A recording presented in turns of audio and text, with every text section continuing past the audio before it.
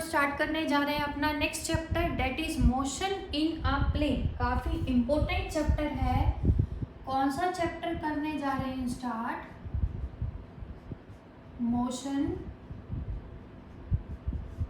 In a plane.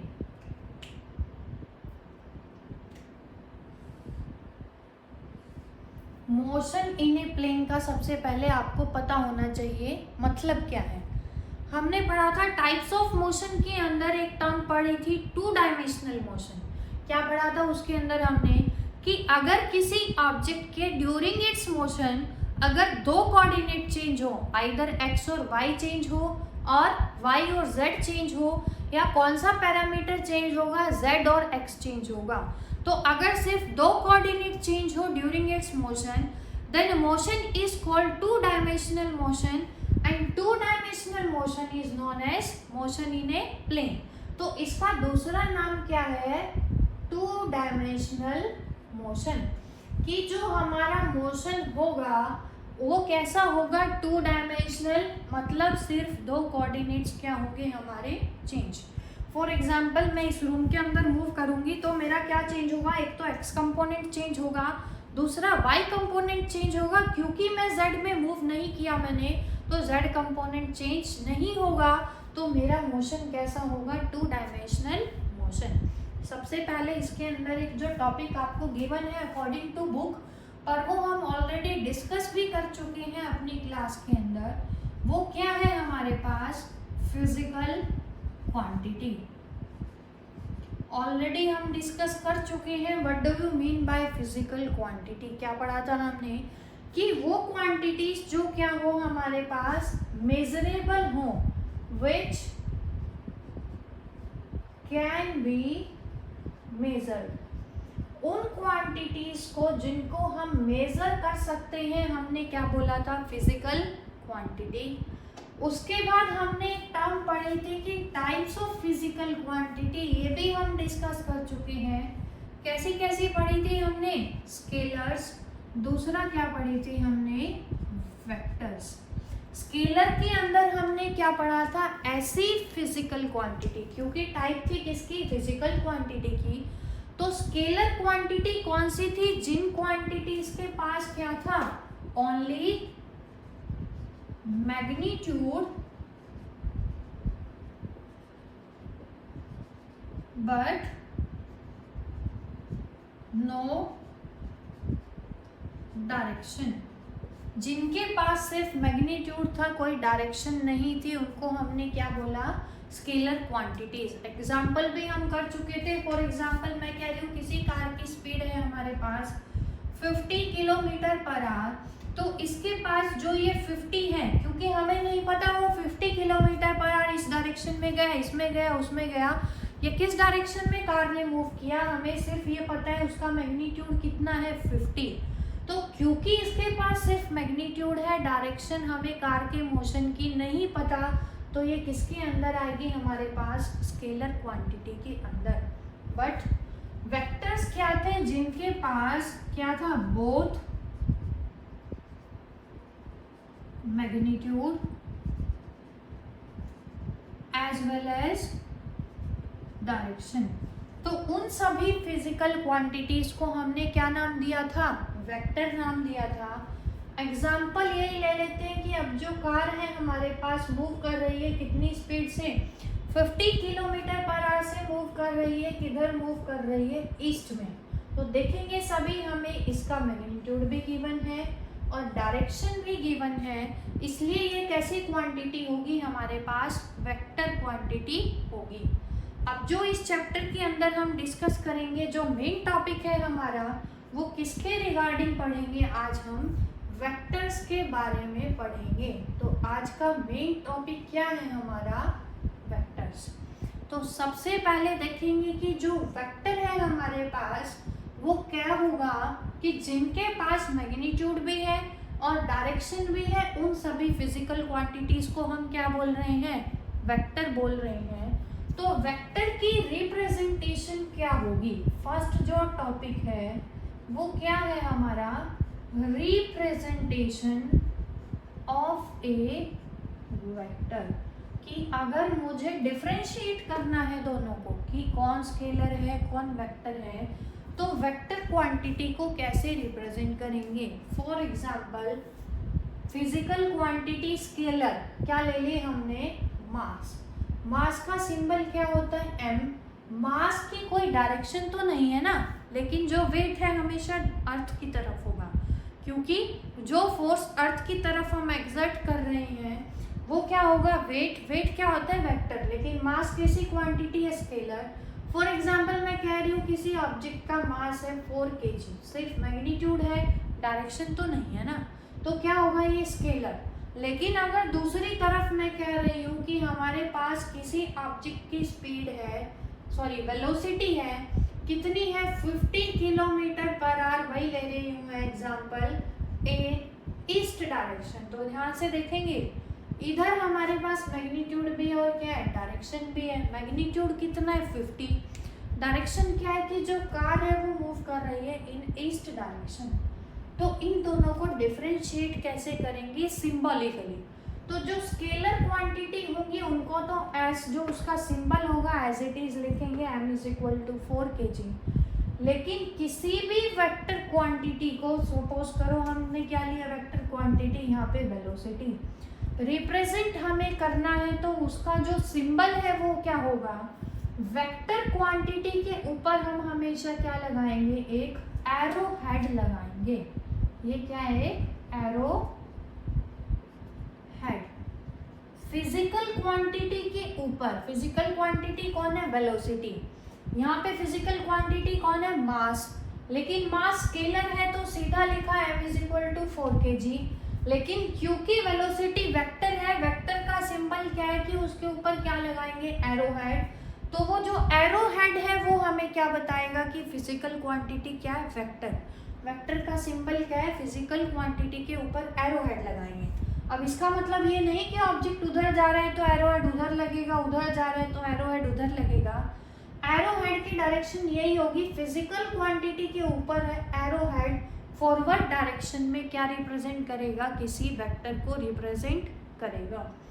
उसके अलावा क्या है हमारे पास, ये जो है सपोज करो कोई वेक्टर है हमारे पास, वेक्टर ए। ये जो वेक्टर ए है तो क्या है, फिजिकल क्वांटिटी है, क्योंकि इसके पास मैग्नीट्यूड भी है और डायरेक्शन भी है, इसलिए मैंने इसको क्या बोला, वेक्टर बोला। मैग्नीट्यूड सपोज करो इसका कितना है, 5 यूनिट, ये है हमारे पास।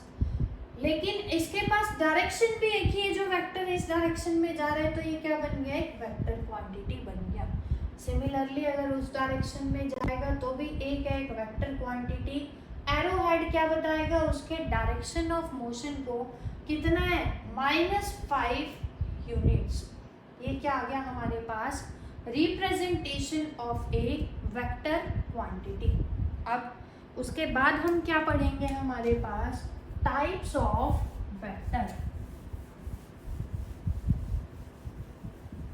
ध्यान से समझेंगे, इंपॉर्टेंट टॉपिक है, कोई भी डाउट हो आप लोग पूछ सकते हैं। तो नेक्स्ट टॉपिक क्या है हमारे पास,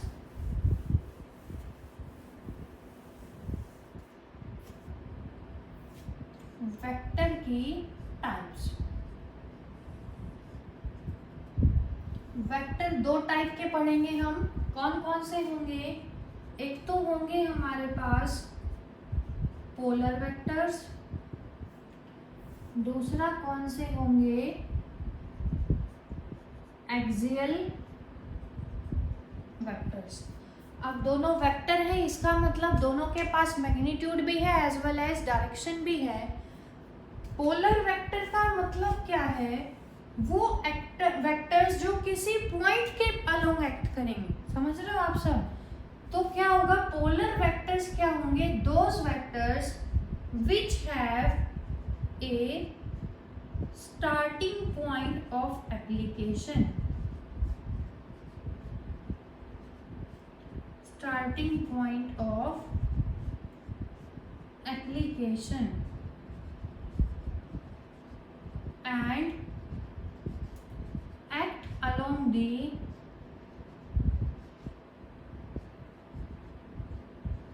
डायरेक्शन ऑफ मोशन, अब इसका मतलब देखेंगे सभी, ऐसे वेक्टर्स जिनका कोई स्टार्टिंग पॉइंट है और वो किस डायरेक्शन, क्योंकि अब मैग्नीट्यूड के साथ साथ डायरेक्शन भी है, स्टार्टिंग पॉइंट है, मोशन में है कोई ऑब्जेक्ट, जहाँ से उसका कोई पॉइंट स्टार्टिंग पॉइंट है और उसकी कोई डायरेक्शन भी है। इसका मतलब क्या है, फॉर एग्जांपल मैं क्या है, मुझे किसी, ये ऑब्जेक्ट है, इसके ऊपर फोर्स मैंने लगाया, तो मेरा स्टार्टिंग पॉइंट ऑफ एप्लीकेशन क्या है, इस पॉइंट के ऊपर मैं क्या लगा रही हूँ, फोर्स लगा रही हूँ, इस डायरेक्शन में लगा रही हूँ, जिस डायरेक्शन में वो क्या होगा, मूव करेगा, जिस डायरेक्शन में मैं फोर्स लगा रही हूँ उसी में क्या हो रही है, उसकी मूवमेंट भी हो रही है। तो ऐसे वेक्टर्स जिनका कोई पर्टिकुलर स्टार्टिंग पॉइंट होगा, that are called polar vectors. अब बात आती है किसकी, एक्सियल वेक्टर की। पोलर वेक्टर के अंदर तो ऑब्जेक्ट किस में था, लीनियर मोशन में, तो ऑब्जेक्ट स्ट्रेट लाइन में मूव करेगा। लेकिन एक्सियल वेक्टर्स क्या होंगे, जिनका क्या होगा, रोटेशनल इफेक्ट होगा, which have rotational effect and rotates about a fixed point or axis either clockwise और एंटी क्लॉकवाइज। इसका मतलब देखेंगे, एक्सियल वेक्टर्स क्या है, जिनका रोटेशनल इफेक्ट होगा लेकिन एक्चुअल मूवमेंट वो अपनी जगह को छोड़ के नहीं जाएंगे। जैसे पोलर वेक्टर में तो हमने किसी ऑब्जेक्ट के ऊपर फोर्स लगाया, किसी स्टार्टिंग पॉइंट था उसका, लेकिन कुछ टाइम के बाद उसकी पोजीशन क्या होगी, चेंज। लेकिन रोटेशनल में उसकी पोजीशन चेंज नहीं होगी। एग्जांपल क्या है, जो आपके पास फैन है, फैन क्या करेगा, देखो अपने सेंटर के अबाउट क्या करता है, घूमता रहता है। कैसे घूमेगा, या तो क्लॉकवाइज घूमेगा या क्या करेगा, एंटी क्लॉकवाइज घूमेगा, लेकिन वो अपनी जगह को छोड़ के तो नहीं गया ना, वो रहा तो इसी डायरेक्शन में। अब ध्यान से देखेंगे, जब पोलर वेक्टर थे तो वेलोसिटी कैसी थी, लीनियर। अब यहाँ देखेंगे, फैन घूम रहा है, तो ये जो घूम रहा है जब मोशन में है तो इसका मतलब क्या है, उसके पास वेलोसिटी है। लेकिन जैसे जैसे उसकी पोजीशन चेंज हो रही है उसका एंगल भी क्या हो रहा है, चेंज। तो इसका एग्जाम्पल क्या है, एंगुलर वेलोसिटी। ऐसी वेलोसिटी जिसमें पोजीशन के साथ साथ एंगल भी चेंज हो रहा है, फैन के अंदर है ऐसा ही, तो that is called angular velocity. तो हमने क्या पढ़ी, वेक्टर की दो type, polar vectors and axial vectors. अब हम पढ़ने जा रहे हैं फ्यू डेफिनेशंस, बेसिक डेफिनेशंस हैं related two vectors.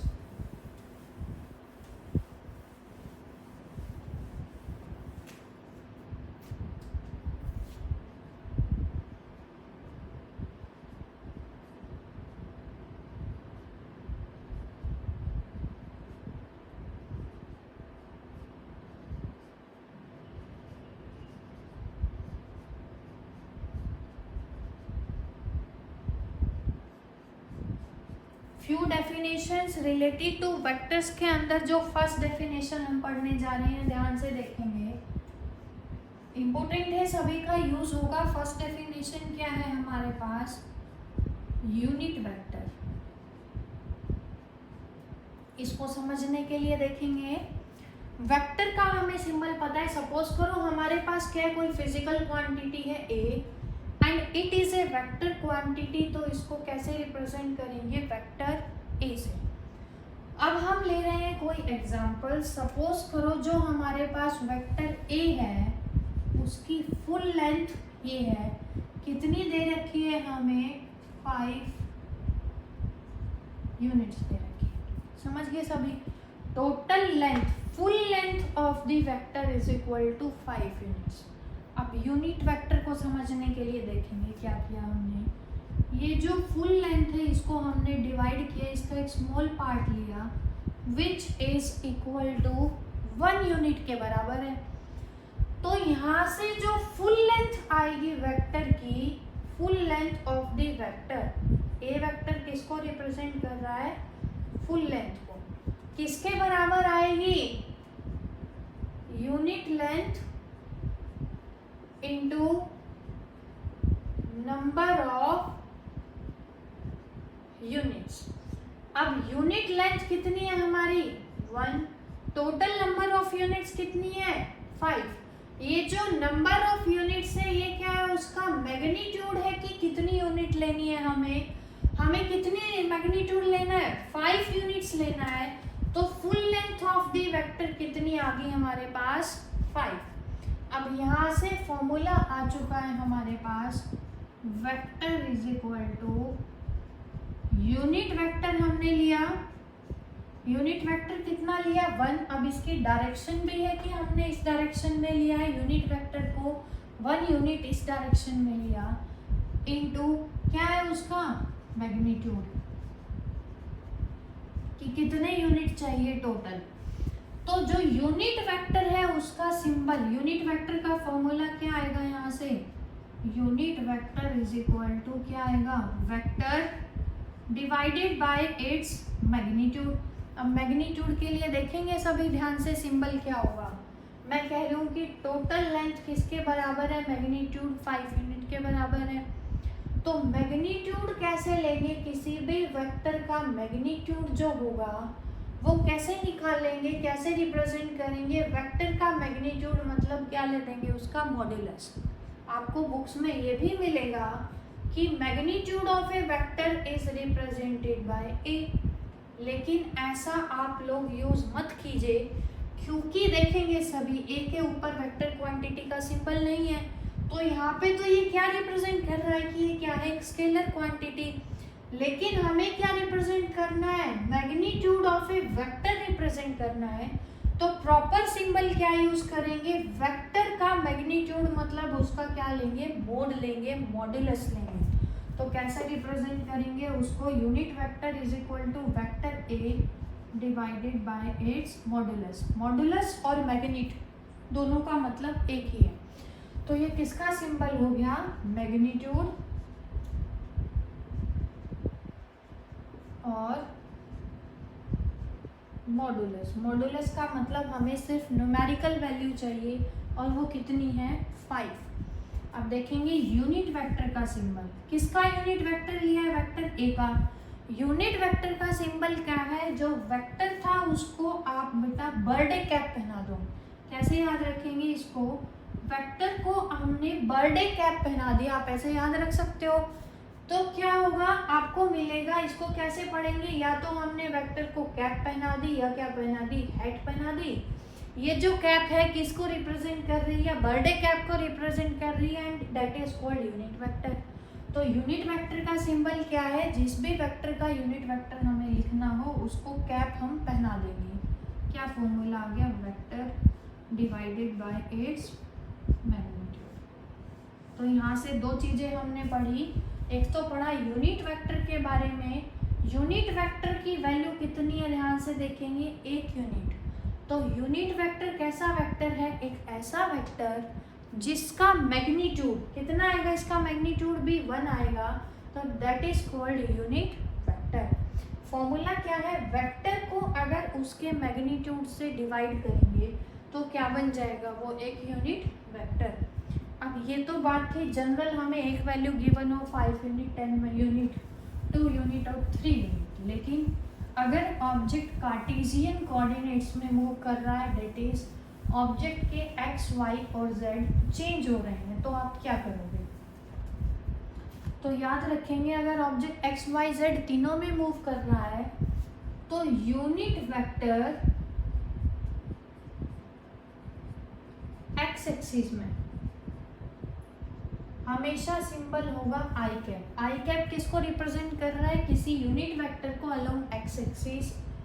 Unit vector along Y axis कितना होगा हमारे पास, J cap, and Z axis में कितना होता है, के कैप। तो ये जो तीनों है आई कैप, जे कैप, के कैप, किसको रिप्रेजेंट कर रहे हैं, यूनिट वेक्टर को, कि ऑब्जेक्ट किधर मूव कर रहा है। अगर एक्स में मूव कर रहा है तो क्या आएगा, मैग्नीट्यूड के साथ आई कैप, वाई में मूव कर रहा है तो क्या आएगा जे कैप, जेड में मूव कर रहा है तो क्या आएगा के कैप। फॉर एग्जाम्पल मैं आपको कह रही हूँ, मैं चली 3 यूनिट एक्स में पहले तो क्या आ जाएगा 3, एक्स में चली तो क्या आ जाएगा आई कैप।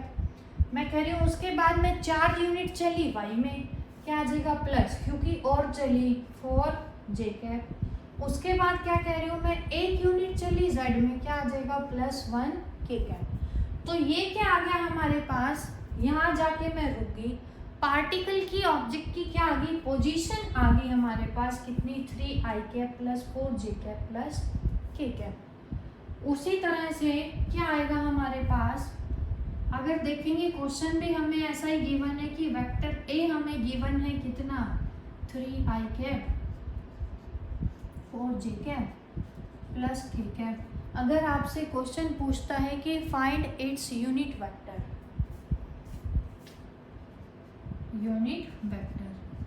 यूनिट वेक्टर का क्या सिंबल था, वेक्टर को क्या पहनाई थी बर्थडे कैप, फॉर्मूला क्या था vector divide by its magnitude.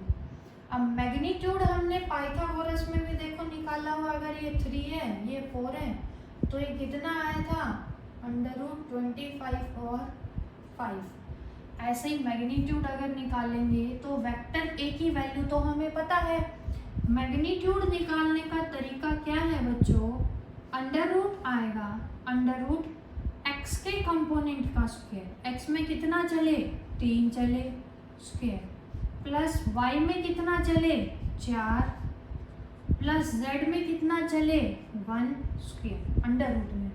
तो x में कितना चले उसका स्क्वायर, प्लस y में चलेगा स्क्वायर, z में कितना चले स्क्वायर, पूरे का √ क्या बताएगा मैग्नीट्यूड। तो a का मैग्नीट्यूड कितना आ गया हमारे पास 9 + 16 + 1 √26। हमें तो a कैप निकालना है, क्या आएगा 3 आई कैप 4 जे कैप + के कैप, क्योंकि वेक्टर a था, डिवाइड बाय इसका मैग्नीट्यूड कितना है 26। ये क्या आ गया हमारे पास यूनिट वेक्टर। अब कुछ और डेफिनेशंस पढ़ने जा रहे हैं, इसमें तो हमने पढ़ा यूनिट वेक्टर के बारे में और उसके मैग्नीट्यूड के बारे में। अब अगर मैं बात करूं इक्वल वेक्टर्स तो देखेंगे सभी क्या होगा इक्वल वेक्टर्स।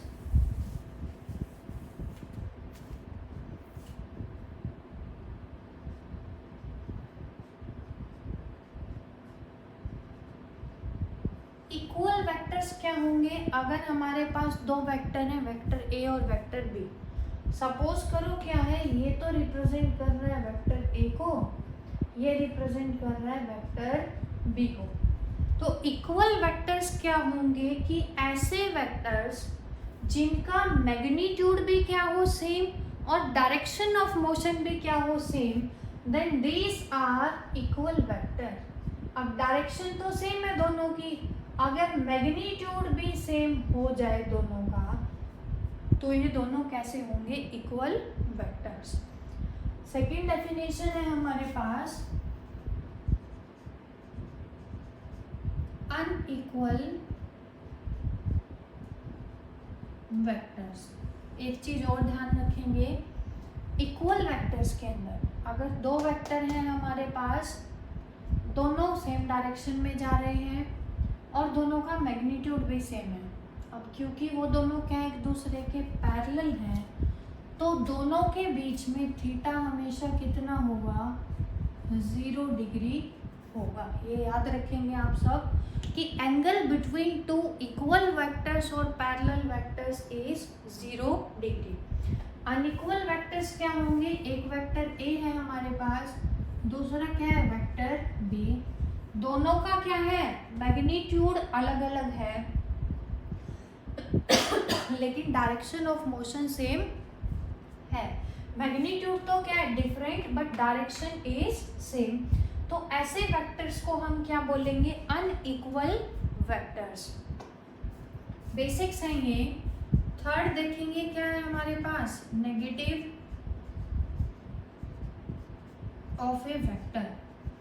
किसी वेक्टर का नेगेटिव क्या होगा, सपोज करो ये क्या है हमारे पास वेक्टर ए, इसका नेगेटिव क्या होगा, एक ऐसा वेक्टर जिसका मैग्नीट्यूड तो इतना ही हो लेकिन डायरेक्शन क्या हो इसकी opposite, then that is called negative of a vector.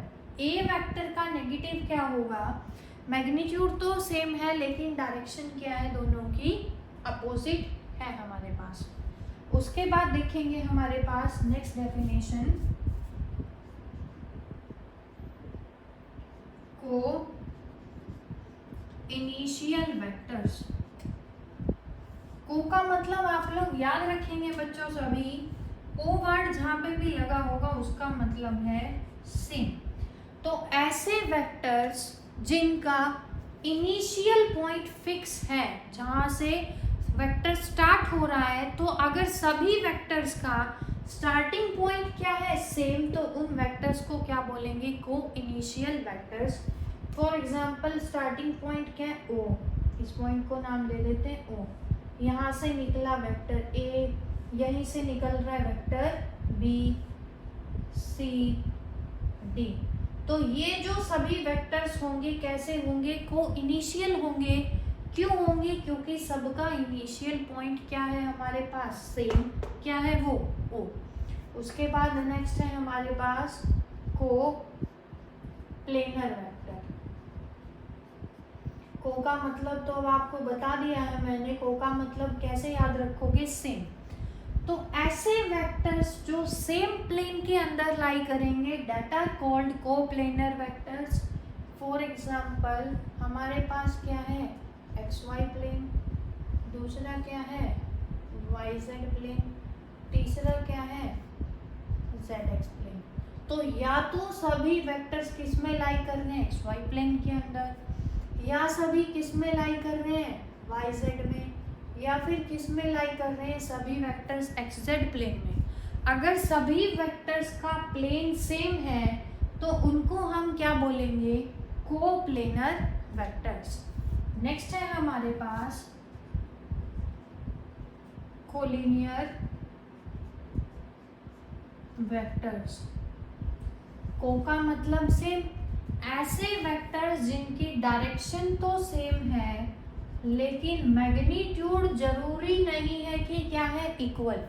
तो इसको हम क्या बोल सकते हैं, अनइक्वल भी बोल सकते हैं। ध्यान से देखेंगे इधर सभी अनइक्वल वेक्टर्स में क्या थे, ऐसे वेक्टर्स जिनका डायरेक्शन ऑफ मोशन तो सेम था लेकिन मैग्नीट्यूड अलग अलग था, तो सेम क्या होंगे, कोलिनियर। जो पैरेलल तो होंगे, डायरेक्शन ऑफ मोशन तो सेम होगी लेकिन मैग्नीट्यूड में और मे नॉट बी इक्वल, और थीटा कितना होगा, 0 डिग्री ही होगा।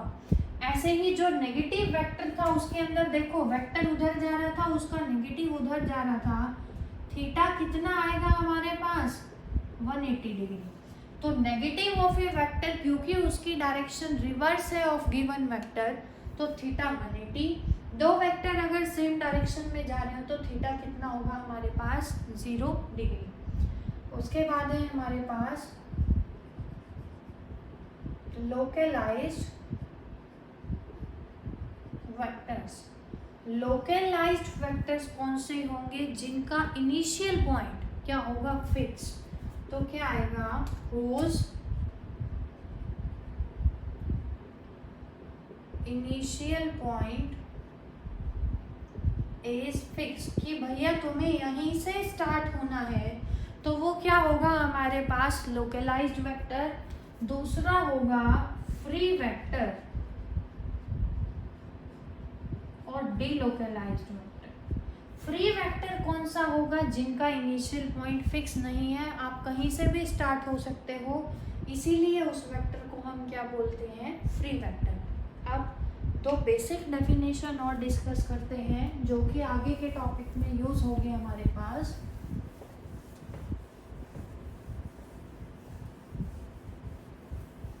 Position vector and displacement vector.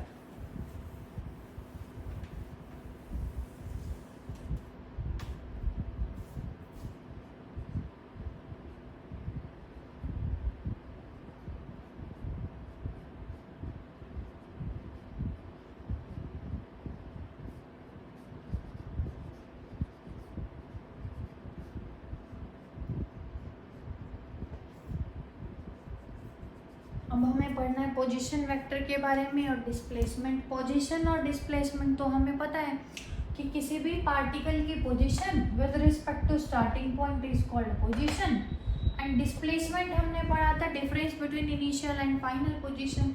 अब वेक्टर है तो इसका मतलब उसके पास मैग्नीट्यूड भी है एज वेल एज डायरेक्शन भी।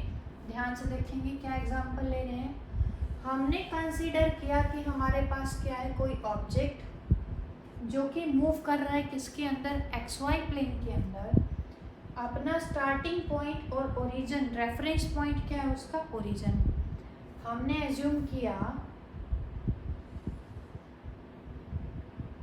कि स्टार्टिंग पॉइंट ए था, टी टाइम के बाद जो ऑब्जेक्ट की पोजीशन है कितनी है, ए। अब एक्स वाई प्लेन के अंदर मूव कर रहा है तो इसके दो कोऑर्डिनेट होंगे कितने, एक्स और वाई। अब ध्यान से देखेंगे, एक्स एक्सिस में हमें यूनिट वेक्टर पता है कितना होगा, आई कैप, वाई में कितना बड़ा है, जे कैप। तो हम कितना चले, एक्स तो चले, एक्स एक्सिस में तो चले एक्स, वाई में चले वाई, टोटल कितना चले, एक्स आई कैप, वाई जे कैप। तो ये जो है हमारी क्या है, एक्स आई कैप और वाई जे कैप की मैं एक्स में कितना चली प्लस वाई में कितना चली, that is called position vector. Position vector का पोजीशन को डिनोट करेंगे आर से, वेक्टर है तो क्या लगा देंगे, एरो हेड। तो ये क्या आ गया हमारे पास, आर वेक्टर। उसके बाद देखेंगे हमने एज्यूम किया कि कुछ टाइम के बाद ऑब्जेक्ट कहाँ चला गया, किसी पॉइंट बी पे, जहाँ पे x बन गया x डैश, y भी चेंज हो गया कितना, y डैश। इसको R1 मान लेते हैं फर्स्ट पोजीशन को। अब इस वेक्टर को क्या मान लेते हैं, R2 वेक्टर। तो पोजीशन वेक्टर R2 क्या आएगा, x dash I cap, y dash J cap. अब यहाँ पे ध्यान से देखेंगे पोजीशन वेक्टर का मतलब क्या है। ये जो हमने लिखा X I cap, Y J cap, X dash I cap and Y dash J cap, इसका मतलब क्या है कि पोजीशन वेक्टर जो है किसको रिप्रेजेंट कर रहा है, एक तो डिस्टेंस को रिप्रेजेंट कर रहा है। किसके डिस्टेंस को रिप्रेजेंट कर रहा है, ऑब्जेक्ट के डिस्टेंस को। कहाँ से है वो distance, with respect to origin, या फिर क्या है जहाँ से हमने उसको मोशन को स्टार्ट किया, तो क्या बोल सकते हैं, position of an object with respect to origin और starting point is called position vector. दूसरा जो पोजीशन वेक्टर है हमें क्या बता रहा है कि डिस्टेंस बता रहा है, कितना डिस्टेंस ओरिजिन से उसका डिस्टेंस कितना है। तो ये क्या हो गया हमारे पास पोजीशन वेक्टर। अब बात आती है किसके, डिस्प्लेसमेंट वेक्टर की। डिस्प्लेसमेंट हमने पढ़ा था इनिशियल और फाइनल के बीच का सेपरेशन। अब इनिशियल तो क्या है, ए, फाइनल क्या है, बी। तो डिस्प्लेसमेंट क्या होगी, from A to B. Displacement vector A B क्या है, डिस्प्लेसमेंट, क्योंकि इसकी डायरेक्शन है तो वेक्टर, वेक्टर है तो क्या आ जाएगा, A B cap. A B cap किसको रिप्रेजेंट कर रहा है, डिस्प्लेसमेंट वेक्टर को। और आर डिस्प्लेसमेंट वेक्टर, देखो डिस्प्लेसमेंट कहाँ से हुई, 1 से किधर हो रही है, 2 पे। तो ए बी वेक्टर की जगह दूसरा सिंबल क्या यूज कर सकते हो, आर फ्रॉम 1 to 2। कैसे निकालते थे displacement, final minus initial. Final का पोजीशन वेक्टर कितना है, R2 माइनस इनिशियल का कितना है, R1। अब दोनों की वैल्यू हमें पता है, R2 में से R1 घटाओगे आई कैप कॉमन आ जाएगा दोनों से, x डैश माइनस एक्स आई cap, y dash minus y जे कैप। तो ये क्या आ गया हमारे पास, डिस्प्लेसमेंट वेक्टर। तो पोजीशन वेक्टर ने तो हमें क्या बताया, पोजीशन ऑफ द पार्टिकल और object from the starting point और its distance from the starting point. Displacement vector ने हमें क्या बताया कि हाउ मच, कितना वो चला और किस डायरेक्शन में चला फ्रॉम द स्टार्टिंग पॉइंट। तो डिस्प्लेसमेंट वेक्टर क्या बता रहा है, एक ऐसा vector which tells how much and in which direction object has moved from its initial point. तो वो हमें कौन बताएगा? Displacement vector. तो ये हमने डिस्कस किया किसके बारे में? पोजीशन वेक्टर और डिस्प्लेसमेंट वेक्टर के बारे में। आज की वीडियो में जो हमने डिस्कस किया है, आपके पास बेसिक्स के बारे में डिस्कस किया है। वीडियो को पूरा देखेंगे और अच्छी तरह से देखेंगे। आगे के वीडियो के लिए वेट करेंगे। Thank you very much.